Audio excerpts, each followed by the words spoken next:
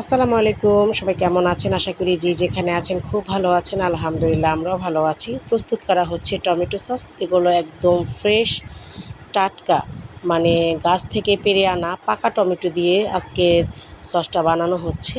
এটা হচ্ছে ছোটো বোনের বাসায়। তাদের টমেটো বাগান থেকে অনেকগুলো পাকা টমেটো পেড়ে আনা হয়েছে। এখন এগুলোকে দিয়ে টমেটো সস বানানো হচ্ছে, কারণ বাচ্চারা কিন্তু যে কোনো ভাজা পোড়ার সাথে টমেটো সস খেতে খুবই পছন্দ করে।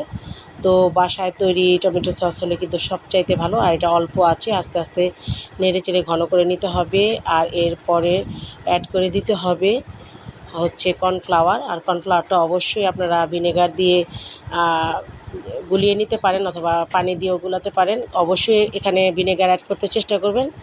যদি ভিনেগারটা অ্যাড করা হয় তাহলে সসটা অনেক দিন রেখে খেতে পারবেন। তো সবাই ভালো থাকবেন, আর অবশ্যই আমার প্রত্যেকটা ভিডিওকে লাইক, কমেন্টস এবং শেয়ার করে দিবেন। আর অবশ্যই আমার পাশে থাকবেন। ভালো থাকবেন। আল্লাহ হাফেজ।